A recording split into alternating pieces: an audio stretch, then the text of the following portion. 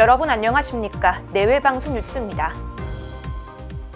지난 2월 29일까지 정부의 업무 복귀 명령에 응하지 않은 전공의들이 8,900여 명에 달하는 가운데 정부가 병원으로부터 명령 불이행 확인서를 받은 전공의 7,800여 명에 대해 오늘부터 면허 정지 등 행정 처분을 위한 사전 통지서 발송을 시작했습니다. 오늘 의사집단행동 중앙재난안전대책본부는 미복귀 전공의들에 대한 증거를 확보했고 이에 따른 행정처분을 이행하기로 결정했습니다. 이에 따라 행정처분을 받게 되는 전공의들은 최소 3개월 이상의 면허정지가 불가피할 것으로 전망되며 이 경우 전문의 자격 취득 시기가 1년 이상 늦춰지게 됩니다. 하지만 전공의들은 의대 증원에 반발해 전공의 과정을 포기하겠다는 입장이어서 면허정지 등 행정처분이 큰 실효성이 없을 뿐더러 의료 공백이 더욱 길어질 거라는 우려도 제기되는 상황입니다. 한편 세계의사협회 루자인 알코드마니 회장은 오늘 대한의사협회를 통해 공개한 영상 메시지를 통해 대한민국 정부가 의대 증원 조치를 재고하고 의료계에 가해지고 있는 강압적인 조치를 중단할 것을 강력히 촉구한다며 어떠한 정책의 결정이라도 의사의 권리를 존중하고 그들이 봉사하는 환자 모두의 복지를 보장해야 한다고 강조했습니다.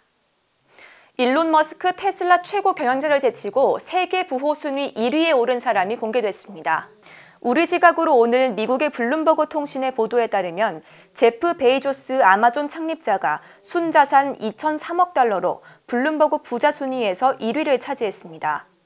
베이조스의 순자산은 우리 돈으로 약 266조 8천억 원에 달하는데 머스크보다 약 3조 4천억 원 많습니다.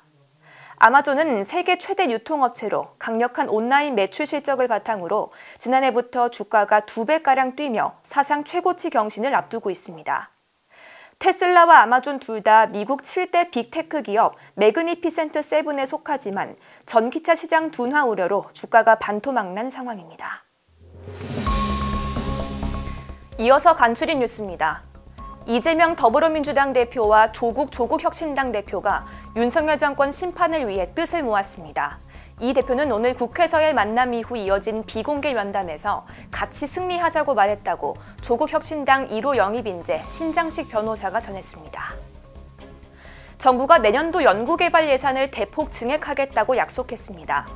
대통령실은 오늘 열린 간담회에서 큰 폭으로 늘어난 예산을 투입할 혁신 선도형 R&D는 3개 부처에서 5개 사업이 진행 중이라고 밝혔습니다.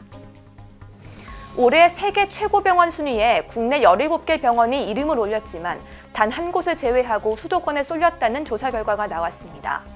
미국의 시사주간지 뉴스위크의 집계 결과 서울 아산병원이 22위로 가장 높은 순위를 차지했으며 235위를 기록한 대구 가톨릭병원만이 수도권 밖에 있는 병원이었습니다.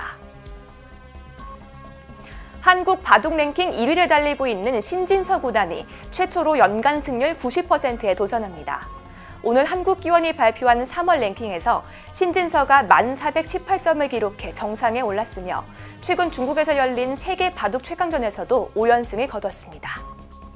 빠른 뉴스 행복을 주는 내외방송 정지원입니다.